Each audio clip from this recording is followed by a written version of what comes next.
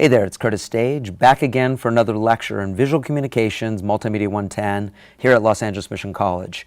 So today's lecture, which is lecture number 3 in our series, in week 3, module 3, in our class, is going to be on semiotics. So we are continuing kind of our discussion that we've been having, and semiotics is kind of the next area that we want to be in. And we talked already about Gestalt and constructivism in our sensory theories, but now we're moving over to perceptual theories. So you'll see that semiotics is part of the perceptual theories, and of course they're concerned with visual perceptions. More than that, they're associated with the meaning that we associate with images. This is where it gets really interesting for us as designers and artists and filmmakers and photographers, because we are now going to be interpreting images with something called semiotics. So semiotics, just to kind of give us a little bit of a background, derived from Greek. This is this study of signs and making meaning, right? This popped out of language, actually, and this was out of, again, psychology, language. This is where we got semiotics from. We've applied it now to the arts, of course, and we've applied it to visual semiotics. So actually, if you take a cinema course, you might take a cinema theory class, and there's film semiotics, there's photography semiotics, there's art semiotics, where they're specific to those fields.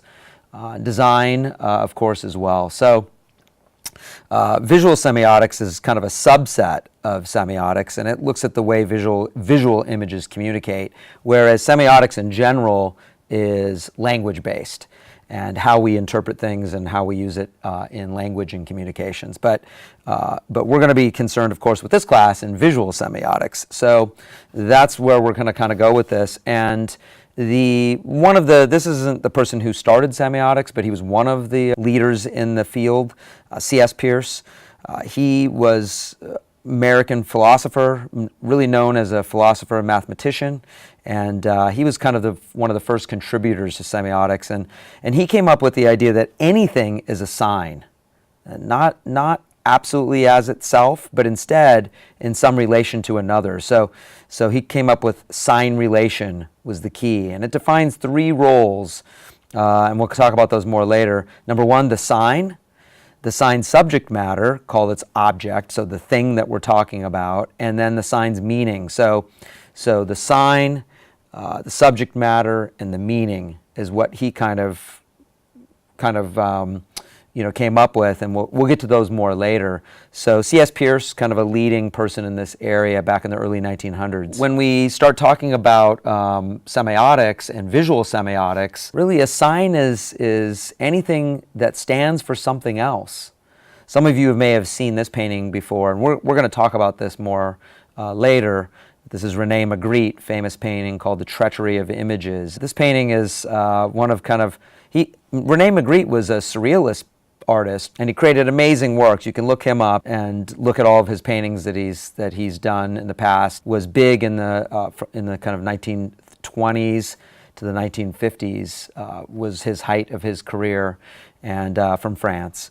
This painting, Treachery of Images, is kind of one of his most famous paintings, and while he was known as a surrealist artist, this painting of Treachery of Images was really kind of much more about semiotics in a way, and it was kind of painted right around the time that semiotics was getting started. I don't know if he was studying semiotics or not, but certainly we'll talk about this more in a bit. Why bother with semiotics in visual communication? I mean, why even talk about it? Images are going to be much more interesting and memorable, right, if signs that are understood by many are used in a picture. So when we're creating design or art or photography or film, when everybody can understand what you're talking about, then things are going to be more memorable, especially in design. When we're talking about design, if the viewers are the interpreters, the interpretants, if the interpreters are seeing the signs and they're understanding them, those things are going to be more memorable. But also, even if they don't understand them right away, and there's symbols, and we'll get to that in a second, and we create meaning out of those meanings, those things can have deep meaning for us, lasting meaning. Sometimes symbolic things in movies symbolic, parts of movies have deep meaning for us later on in our lives. Things that are not surface level, in other words, things that we've attached meaning to but that aren't apparent right on the surface, those are also part of this world here that we want to talk about. So the study of semiotics, it's really vital because signs are all around us. They permeate every message, whether that's verbal, language, or it's visual. So this is why we want to think about semiotics as an artist, designer, photographer, filmmaker, and why it's important in visual communications. So there's 3 types of signs, and this is kind of where it's going to get exciting for us moving forward in this class. There's iconic, symbolic, and indexical. And some people just say index signs. We're going to talk about all 3 of these, but here's 3 examples of them. And you're like, well, they all look very graphic. I mean, so if we look at these 3 images, they just look graphic. They look very similar, all of them, in terms of just how they're made, right? How those 3 images are made, they look very similar. But that's not what I'm talking about here. So how they're made and how kind of minimal those are and how graphic they are, and they may even be made with the same software. So we can talk about them technically the same way. They're made similarly, but when we're talking about them in their meaning and using semiotics and how they apply in visual communication, those 3 symbols are actually much different. The first one's iconic, the second one's symbolic, and the third one is an index symbol. So let's talk about these in more detail now. So with iconic, and I used kind of a fun example here, most of you might be familiar with the Rolling Stones, and in particular Mick Jagger, the lead singer. So when we're talking about iconic signs or icon signs, they're easy to interpret because they're most closely resembling the thing that they're representing. So in this case, we've got Mick Jagger, of course. I don't have Mick Jagger in studio with me today. That would be great. Then that would be the actual person. And these 3 things represent Mick Jagger. Even the photo on the right by famous photographer Bob Gruen, that photo on the right of Mick Jagger with his tongue out, that is also an icon. People don't think about that very much, but remember, it is a representation of Mick Jagger. Again, Mick Jagger is not in the room right now. That's clear. It's me. It's just me here. If Mick Jagger was in the room, then I could show that image to you and say, here's an icon of this person right here, Mick next to me. Or if he was here in person with us, if we were in a room together. So a photographic representation or a film representation, so I guess you seeing him on film for this class, it would still be an icon. He's not there. It's a stand-in for him, but it represents him directly. So in other words, that photo right there on the right, that represents Mick Jagger still. Even though it's a picture of Mick Jagger, it represents him. I want to be clear about that. So it's still iconic in terms of signs. The one in the middle is easy. Well, that's a cartoon. We can recognize that that's Mick Jagger. It's a cartoon version of him. So, but it's still iconic. It represents whatever it's depicting. And then the one on the left is the Rolling Stones logo. And this logo, great logo, very, we would say it's very iconic a lot of times, right? When we're using that word iconic, we could use it for all 3 of these images probably. But this image, the logo image, is also an icon sign. All 3 of these are equally icons because they represent the real thing in a real way. Now, the one on the one on the left, the logo, well, you'll say, well, that seems more symbolic. It doesn't seem like that is like the other 2. The other 2, they look like Mick Jagger's face. But remember, that mouth with the tongue sticking out is representing the real thing, and it's still a real object. It's still a tongue with a mouth, with teeth. It's not abstract at all. So it still represents Mick Jagger. Or it still represents the Rolling Stones now, but it really is a mouth and tongue of Mick Jagger. So it represents him. So this will be clearer when we move on to the next one, and kind of you'll kind of understand this, I think, a little bit better in terms of kind of how this works. But again, an icon is meant as a direct imitation of the object or concept, a direct imitation. So though that mouth is a direct imitation of Mick Jagger's mouth, right? Even though it's graphic and kind of, cartoony looking, it's a direct imitation. So when we get to the next one, symbolic, the next sign, symbols are the opposite end of icons. Right? The connection between a signifier and signified in symbols is completely arbitrary. So the one on the left is, maybe you might know this one. Does anybody probably, I mean, we're not in a live classroom, but if you're thinking to yourself, oh, I've seen that before. This is the artist formerly known as Prince, and that was a symbol that he had created for himself. It's not an icon, right? It doesn't directly represent Prince. A photograph of Prince, or a drawing of Prince, or a painting of Prince, or an icon representation of Prince that is removed even a little bit more, but we can still see it's Prince. That would be an icon, but a symbol is something that I don't see Prince in this symbol. There is no Prince there. So the letters of an alphabet are a good example of symbols too. The shape of each letter and the sound it represents bear no physical connection to each other. So again, symbols are arbitrary, and we make meaning out of those. We make the meaning. Nike, that meaning, we make the meaning out of it. It is completely arbitrary. It does not look like the shoe. It does not look like the company. So it doesn't look like the shoe. Doesn't look like the company. It's a completely arbitrary symbol. Now, that symbol is packed with information in it that we can kind of think about. The word Nike, a Greek goddess of victory. So maybe this symbol represents that. It represents a wing from the Nike goddess. It could represent a check mark for, kind of we check something off of our list.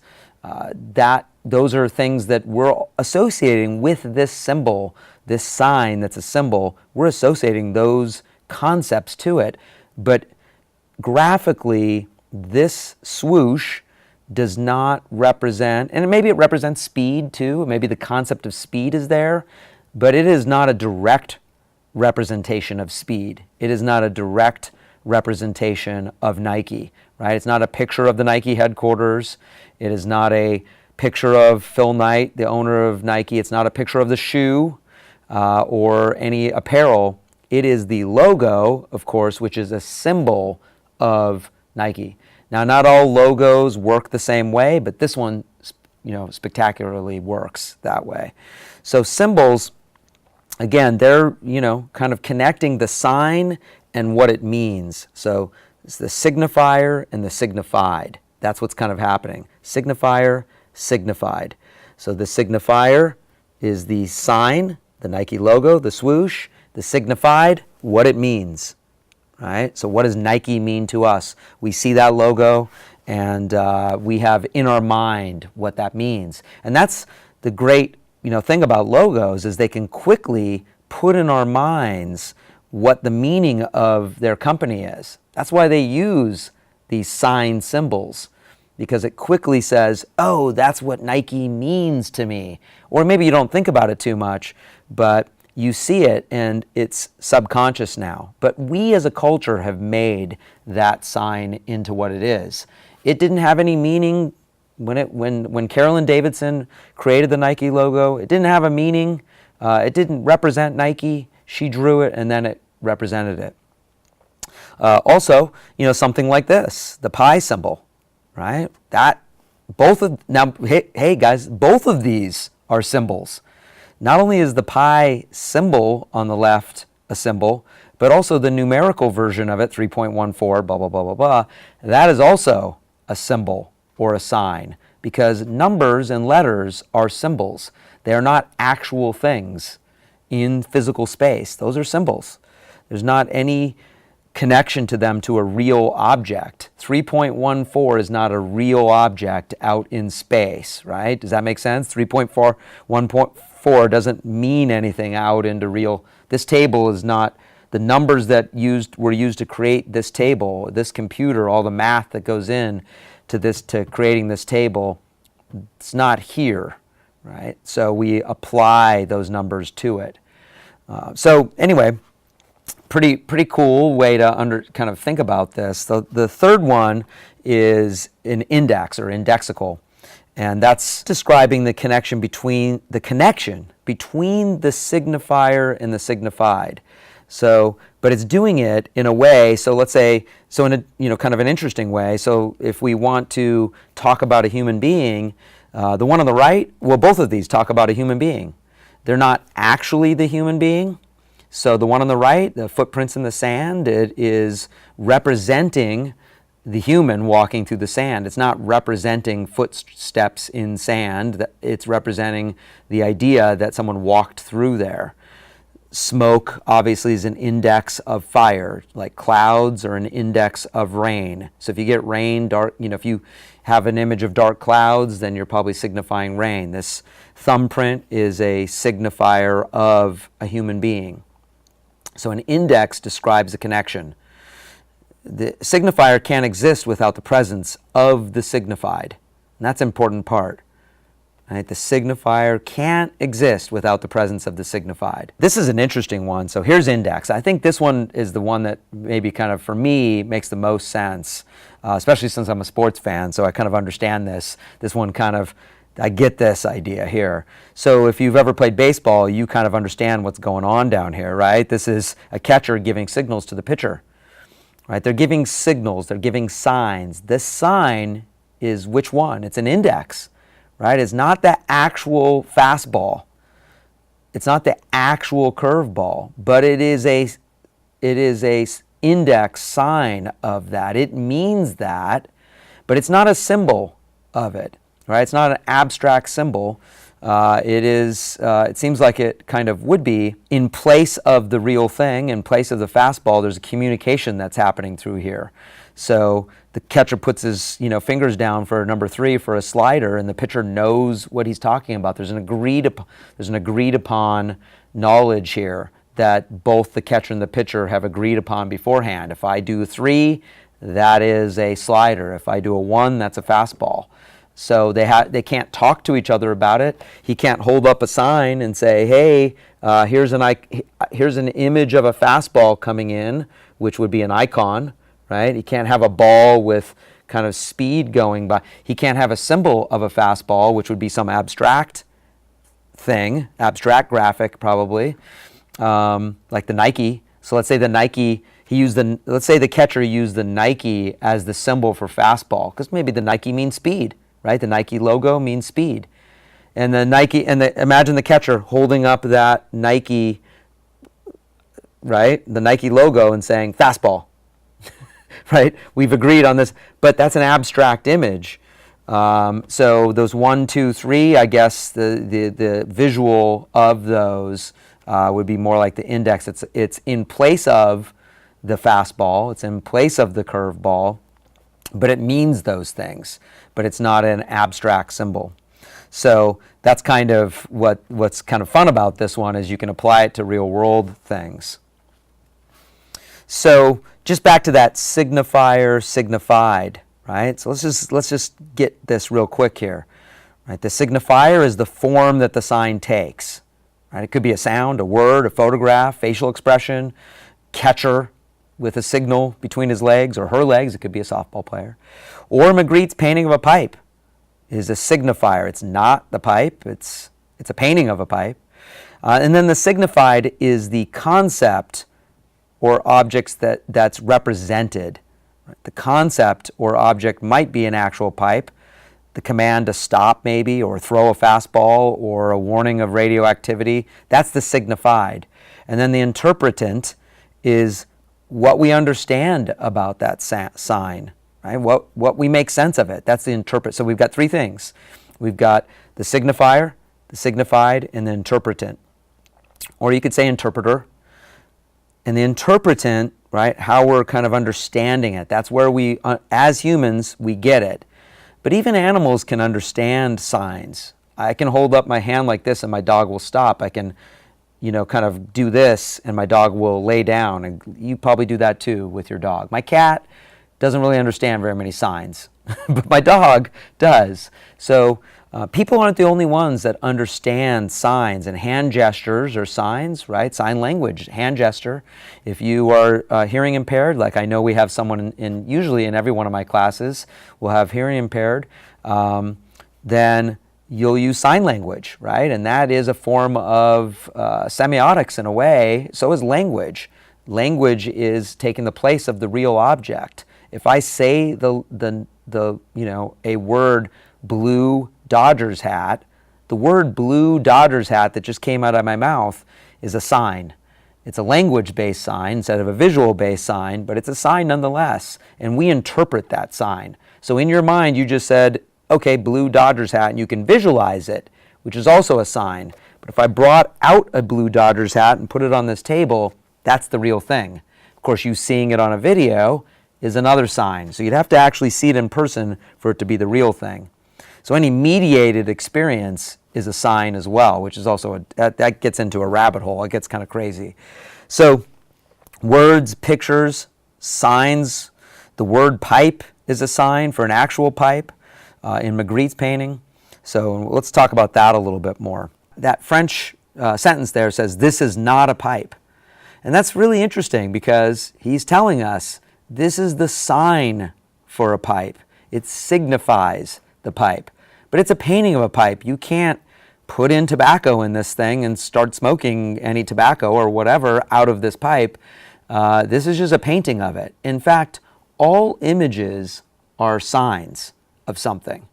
And so every painted image that you see in a gallery, every painted image is a sign of something.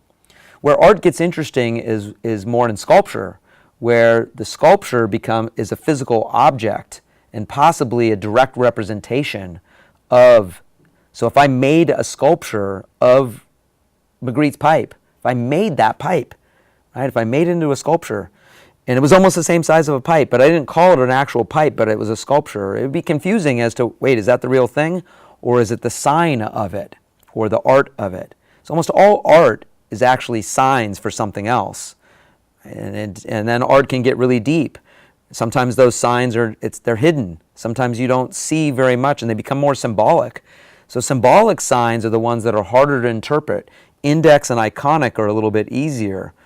Iconic's the really easy one, right? That's a direct representation of the object. So the pipe. So Magritte's pipe is really iconic, right? That's a direct representation of a pipe. But it's a sign. It's not the real pipe. So it questions, what's interesting about this piece is it really questions what art is about. And we can say the same thing for design and film and photography and all of that. I love this quote on here. You can read that quote. Famous pipe. This is Magritte talking. The famous pipe. How people reproached me for it. And yet, could you stuff my pipe? No. It's just a representation. Is it not? So if I had written on my picture, "This is a pipe," I would have been lying. So I think that's just hilarious, really great. This is a photo I took at LA County. You can go and see this at LA County Museum if you're a Los Angeles-based person. You can go to Los Angeles County Museum of Art and see this pipe in the collection, in the permanent collection there. It's awesome to see it in person. So semiotics is a good topic for designers, right? Because it allows us to understand the relationships between signs and what they communicate to the people who interpret them. That's the key here. And for us as artists and designers, filmmakers, photographers, media creators, this is the area that we work in. This is our livelihood. We're making images, whether they're flat or they're on film or whether they're photographs or whether they're designs, and people are interpreting those images. They're finding information built into those images. We are building, as artists, information into them. And that's where you, as an artist, make a lot of choices. How you build information into them. A street sign has very specific information built into it, so people don't die on the road. But art and design could have layers of interpretation built into them. So that's where it gets kind of interesting. If we talk about film, which is always kind of fun to talk about in this world, there's signs that are more subtle in film. Let's talk about one in particular here. One of my favorite movies, The Big Lebowski by the Coen brothers. Here we see Jeff Bridges. Look, this is what the character looked like. Right? This is his character, right? He has some signs, though, as part of his character. Look how he's dressed. Look at his beard. Look at his long hair. We interpret that as a certain kind of person, maybe he's a slacker, maybe he's a loser, maybe he's a loner, maybe he's, who knows, maybe he's a stoner. I don't know, whatever you want to interpret to these, maybe all the above. Maybe he's homeless, maybe he's got a job, but maybe, you know, who knows. But in this movie, he had to have a certain, his character had to have a certain way that it looked so that it represented the idea to the audience of what this person's like. So when you first meet this character, in fact, when you first meet anybody, you're going to get information from them about how they are as a person. If somebody wears all black and maybe wears black eyeshadow and has black spiky hair and combat boots and you know, kind of wears dark glasses all the time or something, maybe they're, you know, a punk rocker or they're goth or something. So we can interpret how someone is by the way they look sometimes. That could be fortunate or unfortunate, but it's just the way it is. We do that as human beings. We interpret people. So in you know, film, as a filmmaker, as an artist, when you're setting up characters, you want to give them meaning apart from, you don't want the character to tell you what they are about. You want that to develop oftentimes through visuals. You want that to develop through how their character interacts with other characters, verbally of course, but you can say so much just with visuals. So this sweatshirt and his robe, wearing it into a store, and his dark glasses are signs of how Lebowski is, right? How he is as a person. And so this is where we use this in film and television all the time. And we see it all the time, we don't think about it. But it's really a great part of filmmaking. And it's subtle, but it's very powerful. So this is semiotics as well, right? It's not just 2D things. We see it in movies and TV, and I want you to be looking out for that. In fact, part of your next project, your next assignment is going to be finding signs and symbols or signs that are iconic, symbolic, and indexical in various things around us, like we've been doing already in film and TV especially. I'm going to make you do some things by watching, of course, something you probably don't want to do, watch some more TV, but we're going to do that. So that's going to be part of your assignment number 3. So that really kind of wraps it up for our lecture. Thanks for joining us here. This is, again, Multimedia 110 Visual Communications. I'm Curtis Stage. We'll see you guys next time.